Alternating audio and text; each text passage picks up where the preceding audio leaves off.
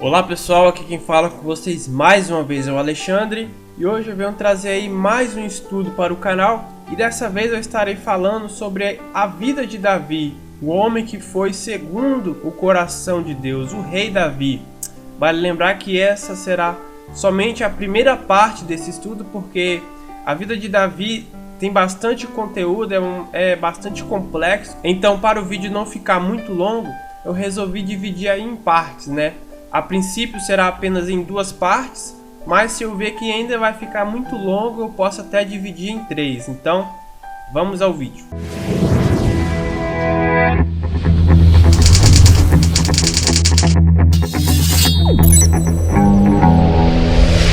Davi é um dos mais conhecidos e amados personagens da Bíblia.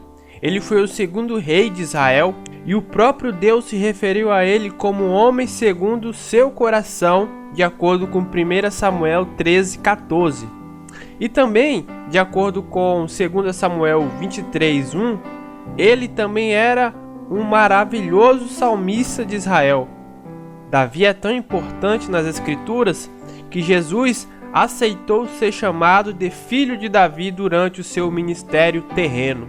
Davi era filho de Jessé, neto de Obed e bisneto de Boaz e Ruth, cuja linda e inesquecível história nos faz recordar que Deus ouve por bem incluir uma gentia na linhagem de Davi e do Messias.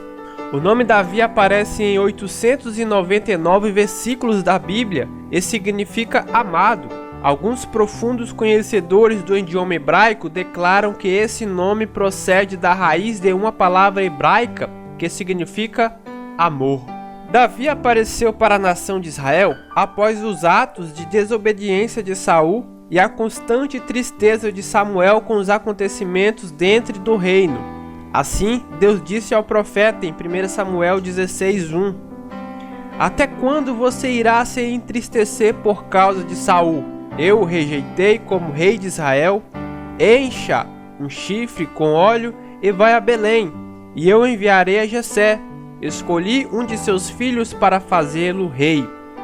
Cumprindo as ordens do Senhor, Samuel foi ao encontro de Jessé e lá chegando, Jessé mandou chamar Davi, um pastor de ovelha de boa aparência, que gostava de tocar e cantar. Tinha por hábito compor suas canções em forma de poesia. Em 1 Samuel 16:12 diz: Jessé mandou chamá-lo e ele veio, e era ruivo, de belos olhos e de boa aparência. É importante observar que muitos duvidam que Davi tivesse uma afeição agradável por causa do seguinte versículo, 1 Samuel 16:7: "O homem vê a aparência, mas o Senhor vê o coração." Mas como é possível perceber, essa afirmação não está relacionada à aparência de Davi. Outro fato marcante nesse momento inicial da aparição de Davi foi que o Espírito do Senhor veio sobre ele, confirmando assim o ato executado pelo profeta. O próximo versículo nos afirma que o Espírito do Senhor se retirou de Saul. Isso é descrito para que não houvesse nenhuma confusão quanto à vontade do Senhor em aprovar um novo rei. Seu espírito não poderia estar sobre dois reis, sua vontade é única. Essa capacitação espiritual de Davi é muito importante, na verdade, ele é essencial, embora muitos a vejam apenas como um detalhe ou até mesmo a desprezem, uma vez que sobre Saul também veio o Espírito do Senhor no momento de sua consagração e agora ele o estava abandonando.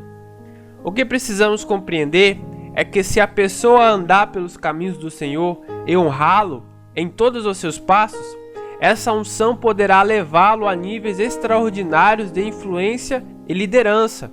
Teremos oportunidades de ver isso na vida de Davi. Hoje também precisamos dessa capacitação espiritual sobre aqueles que são separados para o serviço do Senhor, principalmente para os que vão liderar o seu povo. Mesmo depois de receber a unção do profeta como futuro rei de Israel, Davi sabia que o momento de subir ao trono da nação ainda seria conquistado com muita paciência. O Senhor seria encarregado de promover essa honra. Afinal, Davi nunca havia procurado ocupar tal posição, mas se Deus enviou o profeta até ele, seria também capaz de criar circunstância para levá-lo ao trono. Todavia, o primeiro contato de Davi com a corte não tardou, pois assim que o Espírito do Senhor se afastou de Saul, é relatado que um outro espírito, dessa vez maligno, apossou-se do rei, e devido aos sofrimentos do mandatário, seus oficiais recomendaram um tratamento através da música. Em 1 Samuel 16:16 diz que o nosso soberano mande esses seus servos procurar um homem que saiba tocar harpa. Quando o espírito maligno, vindo da parte de Deus, se apoderar de ti, o homem tocará harpa e tu te sentirás melhor. Diante dessa proposição, não demorou para alguém se lembrar de Davi e apresentar um círculo irrecusável. 1 Samuel 16:18 diz: conheço um filho de Jessé, de Belém, que sabe tocar harpa. É um guerreiro valente, sabe falar bem, tem boa aparência e o Senhor é com ele. Em seguida, Davi foi solicitado a se apresentar na corte diante do rei. É necessário ressaltar que o fato de o próprio Senhor ser o agente que enviou o espírito maligno sobre a vida de Saul não significa que Deus tenha prazer em fazer isso, nem mesmo que isso se constitua sua vontade. No entanto, sabemos bem que quando a pessoa o coloca para fora do seu coração, outras forças estão prontas a ocupar o espaço. Você vai ver lá em Lucas 11, no capítulo 24 e 26, dizendo o seguinte: quando o espírito imundo tem saído do homem, anda por lugares secos buscando respostas, e, não o achando, diz: tornarei para minha casa onde saí, e chegando, acha varrida e adornada. Então vai e leva consigo outros 7 espíritos piores do que ele, e entrando, habita ali, e o último estado deste homem é pior do que o primeiro. O fato de Davi ter servido ao rei como seu músico particular não lhe conferiu notoriedade diante do povo de Israel. Não há muito detalhe sobre esse período. Olhando com cuidado, todo o relato nos dá a entender que Davi tocava para o rei em períodos de crise desse tempo e depois retornava ao lado de seu pai Jessé. Depois de alguns acontecimentos, Saul mudou isso. 1 Samuel 18:2 diz: daquele dia em diante, Saul manteve Davi consigo e não o deixou voltar à casa de seu pai. A batalha com Golias, sem dúvida alguma, foi o divisor de águas na vida de Davi, pois foi a primeira oportunidade de projeção que teve. A situação, que era um obstáculo intransponível para todos, inclusive para o rei e seu exército, tornou-se a grande chance de Davi, que com muita fé em Deus, coragem e sabedoria, não desperdiçou o momento de se aproximar do trono, pois havia sido oferecido uma recompensa singular para o guerreiro que aceitasse o desafio de lutar com o gigante e vencesse. Em 1 Samuel 17:25 diz que o rei daria grandes riquezas a quem vencer, e também lhe daria sua filha em casamento e isentaria de impostos a família de seu pai. E o combate aconteceu no Vale de Elá, a sudoeste de Jerusalém, cerca de 25 quilômetros da cidade filisteia de Gade. O adversário representante dos filisteus era Golias, um gigante de cerca de 3 metros de altura e provavelmente um descendente dos Enaques, gigantes comuns no tempo da conquista da terra por parte dos israelitas. A forma de confronto era o campeão de cada lado se enfrentar em campo aberto. O prêmio, a conquista do direito sobre a tropa inimiga. Do lado hebreu, o representante Davi não era um campeão em batalhas, mas com certeza era um campeão da fé no Senhor Altíssimo.